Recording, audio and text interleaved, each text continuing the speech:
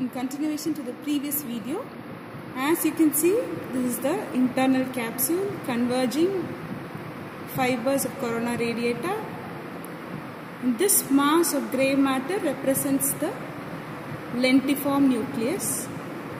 And this is the cavity of lateral ventricle. In the temporal lobe, here is the inferior horn, which is related above to the tail of caudate nucleus, which is related to amygdaloid body here in this location. And the floor is related to hippocampus. Hippocampus has the pes hippocampus here, body,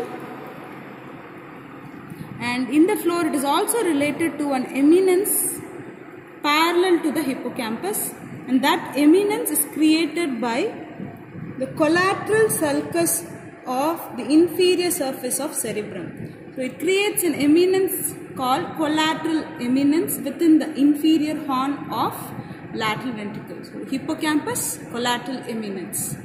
And as I told you earlier, this bundle of white matter fiber behind the lentiform nucleus. I cut this portion, connecting portion here. Retrolentiform portion of internal capsule. It reaches the visual cortex here, optic radiation.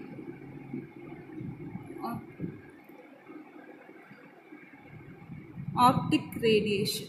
Okay, these fibers. So naturally, what is this horn?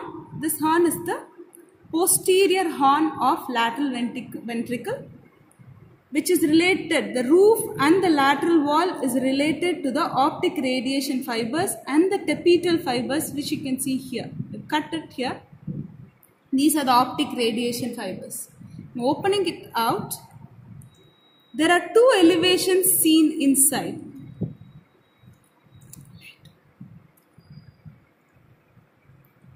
There are two elevations, 1, 2. This elevation is produced by another sulcus of the medial and the inferior surface. The calcarine sulcus produces an elevation inside the posterior horn called the calcar avis. And just medial to it, you have another elevation created by forceps major, which produces the bulb of posterior horn. Bulb, calcar avis, posterior horn, and this is the optic radiation fibers. Now to proceed further, I am trying to separate the internal capsule fibers from the corona radiata.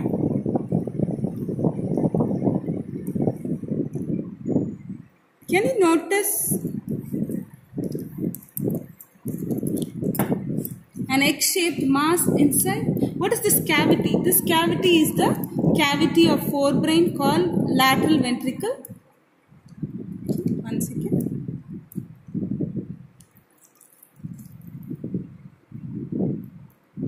Can you notice an egg-shaped mass inside? Here. This is the thalamus. And from the hippocampus, the efferent fibers. These are the efferent fibers of hippocampus. Fornix. This is the fornix. Amidst that, you can see the choroid plexus vessels also, which follow the curvature of lateral ventricle.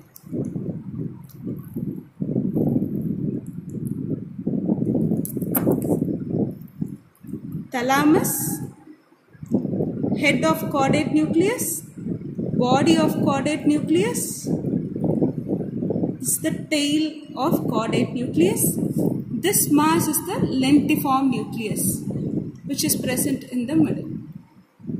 This is the groove between thalamus and caudate nucleus, which lodges the thalamostriate vein and stria terminalis. Stria terminalis represents the efference from amygdala, from here. Okay. If you notice, there is another cavity here. This is the cavity of third ventricle between the two thalamus. Two sides thalamus. This cavity inside is the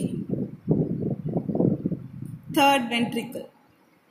And there is one band. I don't know if you can see it clearly. I've cut the band now.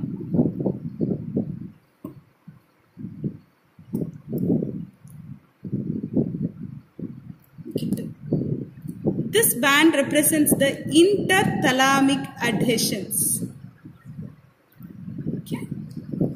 Now, this is the anterior horn, central part, posterior horn, and the inferior horn of lateral ventricle. The corona radiata fibers condensing here, thalamus, caudate nucleus, groove between these two, and the efferent fibers fornix.